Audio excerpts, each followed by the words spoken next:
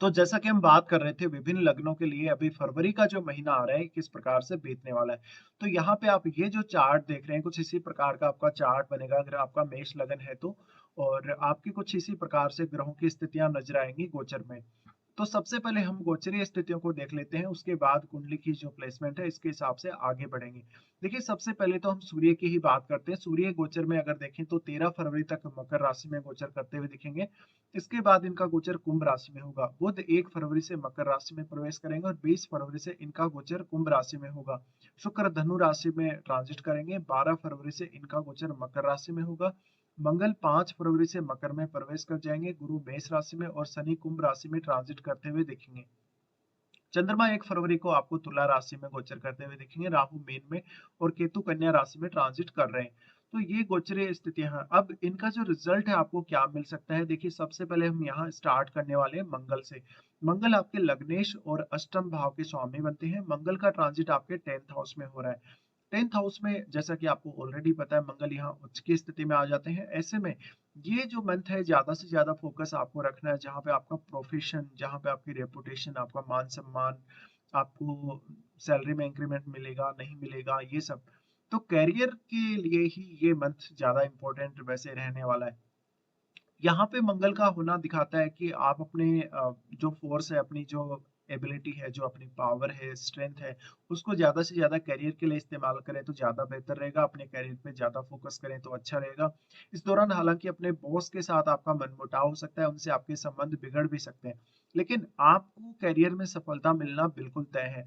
इसके अलावा कुछ परेशानियां, कुछ व्यवधान भी आपके सामने आ सकते हैं। फिर मंगल का अगर हम एस्पेक्ट देखेंगे तो मंगल आपके लगन को देख रहे हैं, लगन में गुरु बैठे हैं, इस वजह से आपको एक बहुत ही पॉजिटिव इम्पैक्ट यहाँ देखने को मिलेगा। तो मंगल का जो कनेक्शन है गुरु से बन रहा है और गुरु से जब भी कनेक्शन बन रहा हो तो मंगल ऐसे में शुभ परिणाम जरूर देते हैं। देखा जाए तो अब मंगल का लगन को देखा जाना आपको हमेशा एक डेडिकेशन देगा, एक बहुत अच्छा आत्मविश्वास, एक बहुत अच्छी ऐसी स्थिति जहां पे आप बहुत ही पॉजिटिव फील कर रहे हो, काफी तेजी से अपने करियर में आगे बढ़ रहे हो। तो यहाँ पे हम बोल सकते हैं मंगल का 10th हाउस में आना ये करियर के हिसाब से इस मंथ में बहुत अच्छा है। अगर आपको करियर के लिए कोई नया प्लान करना है, किसी प्लान पे काम करना है, करियर में आगे बढ़ना है, ये सारी चीजें आपको देखनी चाहिए। उसके बाद मंगल देख रहे हैं आपके 4th हाउस को। 4th हाउस पर जहां इन ग्रहों की दृष्टि भी पड़ रही है, ऐसे में इस बात के प्रबल चांसेस हैं कि हो सकता है आपका अपने फैमिली के सदस्यों के साथ थोड़ा मनमुटाव हो, बट आप अपने काम को बहुत ही बेहतर तरीके से संभाल पाएंगे, मैनेज कर पाएंगे। इसके अलावा कोई ना कोई धन लाभ या प्रॉपर्टी का लाभ भी आपको इस मंथ में मिल सकता है। देखा जाए तो थोड़ा-सा मानसिक रूप से स्थिति उतनी अच्छी नज़र नहीं आती, कभी-कभी बहुत ज़्यादा इमोशनल भी आप हो जाएँगे इस मंथ में। उसके बाद मंगल यहाँ से देख रहे हैं आपके पंचम भाव को। पंचम भाव पर जब भी मंगल ऐसे में दृष्टि डालते हैं तो थोड़ा-सा यहाँ पे आपके इमोशंस को वो पावर देते हैं। संतान के साथ रिलेशन बिगड़ सकते हैं आपके। देखा जाए तो अगर संतान बहुत ज़्यादा बड़ी है तो उस वजह से आपको यहाँ पे संतान के साथ नॉर्मल संबंध देखने को मिलेंगे, बट अगर संतान बहुत ज्यादा छोटी है आपकी तो आपको इमोशनल इश्यूज बहुत ज्यादा आएंगे। साथ ही इस मंथ में इस बात की प्रबल संभावना है कि आप अपनी संतान की केयर करने के लिए जाने जा सकते हो, संतान पे थोड़ा ज्यादा फोकस कर सकते हो। मंगल का यहाँ एस्पेक्ट होने की वजह से कुछ ना कुछ क्रिएटिविटी में, कुछ ना कुछ नया कुछ करने, नया कुछ डेवलप करने, इन सब में आपका फोकस होगा और आपका टेक्नोलॉजी में फोकस बहुत ज्यादा रहेगा इस मंथ में। उसके बाद अगर हम बात करें तो बात करते हैं शुक्र की। शुक्र जो कि आपके दूसरे और सातवें घर के स्वामी बनते हैं। शुक्र का जो ट्रांजिट है आपके 9th हाउस में होगा। हालांकि उसके बाद शुक्र आपके 10th हाउस में भी जाएंगे, बट 9th हाउस का जो शुक्र का ट्रांजिट है देखा जाए तो ये आपके धन संपत्ति के मामलों में बहुत अच्छी स्थिति को दिखाता है। जीवन साथी के साथ एक सडन आपका ट्रेवल हो सकता है। देखा जाए तो शुक्र की स्थिति से यह नजर आता है आपका जीवन साथी काफी आध्यात्मिकता की तरफ झुकता हुआ नजर आएगा, काफी वो प्रैक्टिस करता हुआ नजर आएगा। शुक्र का यहाँ होना आपको उच्च शिक्षा के लिए भी अच्छा है, बट आपको कुछ विदेश से कनेक्शन दे सकता है अपने पार्टनर के थ्रू। और आप अपनी फैमिली सहित कहीं लंबी दूरी की यात्रा करने या कुछ घूमने फिरने के लिए प्लान कर सकते हो, घूमने फिरने के लिए जा सकते हो। शुक्र उसके अलावा यहाँ पर 3rd हाउस को देख रहे हैं। 3rd हाउस को देखने की वजह से आपके कम्युनिकेशन को मजबूत करेंगे, आपकी स्किल्स को मजबूत करेंगे, आप में कुछ हद तक ऐसी स्थिति जहाँ पे आप अपनी एबिलिटी का ज्यादा से ज्यादा इस्तेमाल कर सकें, अपनी क्रिएटिविटी का ज्यादा से ज्यादा इस्तेमाल कर सकें। शुक्र आपको उन मामलों में सपोर्ट करके चल रहे हैं। इसके बाद शुक्र यहाँ से आगे बढ़ेंगे और आपके 10th हाउस में प्रवेश करेंगे। 10th हाउस में शुक्र का ट्रांजिट बेहद अच्छा रहेगा। यहाँ पर शुक्र का ट्रांजिट है तो ऑलमोस्ट आपको आपके वर्क प्लेस पे भी और अपने करियर में ज़्यादा से ज़्यादा मदद मिल सकती है। स्त्रियों की मदद विशेष रूप से मिल सकती है।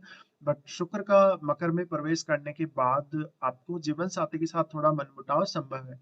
शुक्र उसके बाद आपके 4th हाउस को यहाँ से देखेंगे। 4th हाउस को देखने की वजह से घरेलू मामलों में ऐसा शुक्र बहुत ज़्यादा अच्छा रहेगा। इसके बाद अगर हम देखें तो आगे बढ़ते हैं, बुध के बारे में बात करते हैं। बुध आपके चार्ट में तीसरे और छठे घर के स्वामी बनते हैं। बुध का गोचर भी आपके 10th हाउस में होगा। 10th हाउस में इनका गोचर बेहद अच्छा रहेगा। करियर वाइज आप कुछ नया कर सकते हो, करियर पे थोड़ा ज्यादा फोकस करके चल सकते हो। हालांकि 20 तारीख तक ही ऐसी स्थिति बनेगी। 20 के बाद में बुध जा रहे हैं आपके लाभ स्थान में। तो जो लाभ स्थान का बुध है वो आपको और ज्यादा सपोर्ट करेगा धन संबंधी मामलों में। अब आप बहुत अच्छे से डिसीजन ले पाएंगे, आप जो कंडीशंस हैं, जो परिस्थितियां हैं, उनको बहुत अच्छे से भांप पाएंगे, आप उनके अकॉर्डिंग चल पाएंगे और उन कंडीशंस को पीछे छोड़कर आगे निकल पाएंगे। ऐसे में कोई बहुत बड़ा प्लानिंग आपको अपना फाइनेंशियली करना हो तो इस मंथ में आप कर सकते हैं।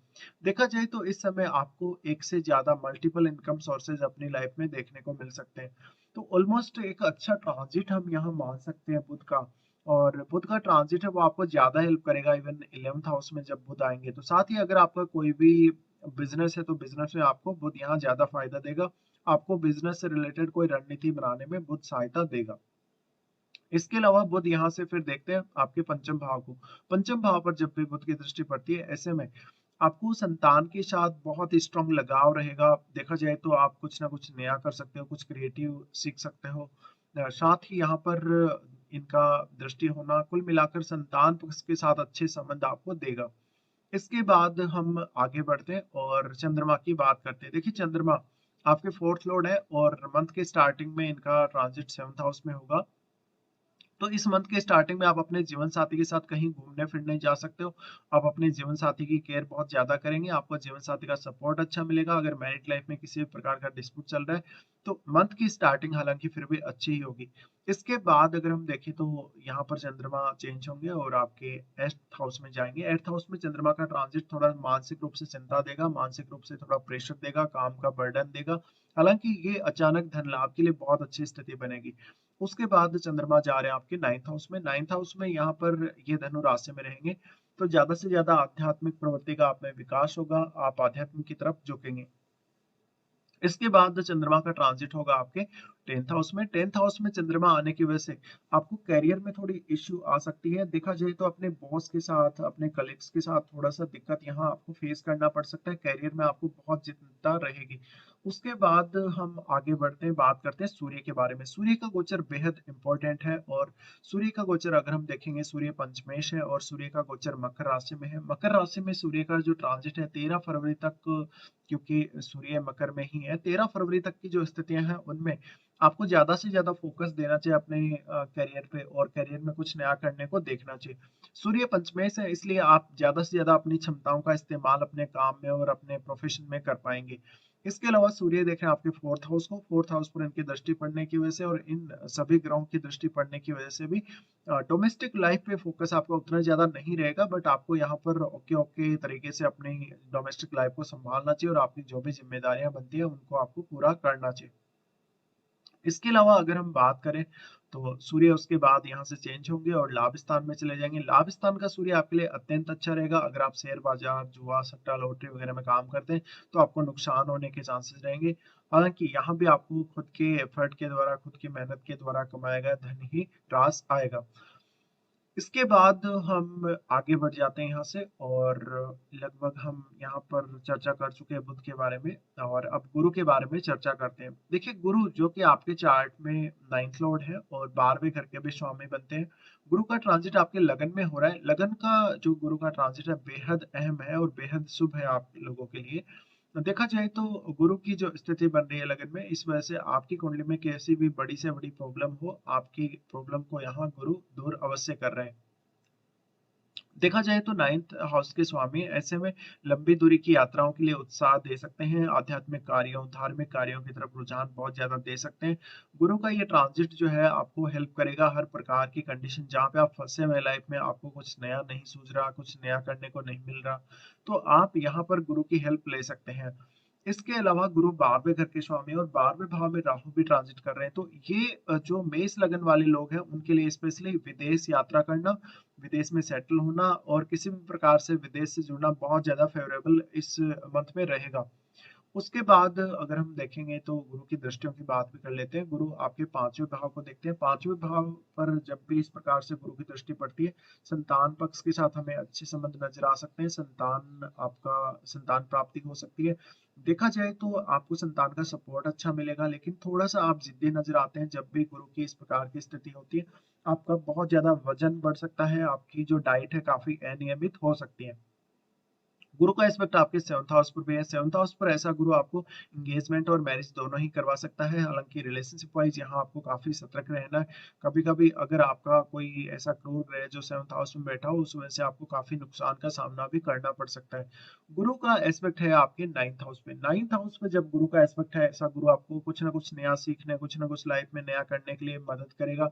हमेशा एक पॉजिटिव स्थिति में अपने आप को पाने के लिए आपको प्रेरित करेगा। देखा जाए तो ये हम लगभग डिस्कशन कर चुके हैं। राहु और केतु के बारे में कोई विशेष चर्चा हम यहाँ नहीं करने वाले। अब शनि के बारे में डिस्कशन करते हैं। देखिए शनि जो कि 10th लॉर्ड है और 11वें घर के भी स्वामी हैं। शनि फिलहाल आपके 11वें घर में ही अपनी राशि में ही ट्रांजिट कर रहे हैं।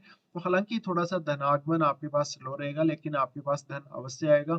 और अब आप उस धन को कैसे मैनेज करते हैं, इसके लिए आप काफी सीरियस रहेंगे। शनि का यहाँ होना दिखाता है कि आप करियर में बहुत ज़्यादा अच्छा करेंगे और करियर में अच्छा करने की वजह से ही आपको पैसा हाथ आएगा।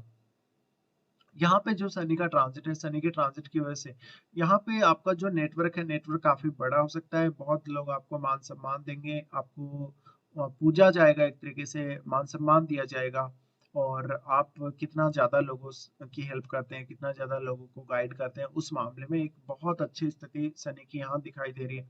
फिर ऐसा शनि आपको धन के मामलों में, लाभ के मामलों में बहुत ज़्यादा अवेयर करेगा, तो ऐसा इंसान बहुत ज़्यादा पैसा खर्च नहीं करता, देखा जाए तो। तो यहाँ पे एक खर्चों पे भी लगाम लगती दिख रही है और कुछ ना कुछ आप स्पेसिफिक कोई प्लान खर्चों के लिए करेंगे। अब देखिए राहु और केतु की तो हम यहाँ चर्चा नहीं करने वाले। अब हम आगे बढ़ते हैं, कौन कौन से अच्छे दिन और कौन कौन से खराब दिन आपके लिए इस मंथ में आने वाले हैं, उनको हम देखते हैं। सबसे पहले बात करेंगे अच्छे दिनों की। अच्छे दिनों में 6, 7, 14 से 17, 21, 22 और 22 से 25 तक का समय बेहद अच्छा है। अगर आपका कोई भी काम नहीं बन रहा, किसी भी काम की प्लानिंग करके आप थक गए हैं, आपकी प्लानिंग सक्सेसफुल नहीं हो पा रही, आप उन कार्यों को इन दिनों में प्लान अवश्य करें। उसके बाद हम देखते हैं कौन-कौन से खराब दिन आप लोगों के लिए आने वाले हैं। सबसे पहले तो चंद्रमा का गोचर जब कन्या राशि में होगा, इस दौरान आपको दिक्कतें आ सकती हैं। अगर देखा जाए तो इस समय आपको धन का लेन-देन करने को लेके अपनी डेली लाइफ, अपना डेली का वर्क उसको लेके ज़्यादा स्ट्रेस और दिक्कतें रहेगा। चंद्रमा का गोचर जब स्कॉर्पियो में होगा 4 और 5 को, तो मानसिक रूप से तनाव ज़्यादा रहेगा, मानसिक रूप से चिंता ज़्यादा रहेगी। लेकिन देखा जाए तो सडनली कोई ना कोई धन लाभ आपको इन 2 दिनों में देखने को मिल सकता है। फिर चंद्रमा का गोचर मीन राशि में होगा। मीन में इनका 12 और 13 को गोचर होगा। इस दौरान आपको काफ़ी दिक्कतों का सामना करना पड़ सकता है। आपको इवन हेल्थ को लेकर और धन को लेकर काफ़ी कॉन्शियस रहना है। साथ-साथ में अपने माताजी के साथ अच्छे संबंध आपको रखने हैं, अदरवाइज़ आपको काफ़ी इश्यूज़ आ सकते हैं। तो फिलहाल हम पूरा डिस्कशन कर चुके हैं। फिलहाल वीडियो देखने के लिए धन्यवाद।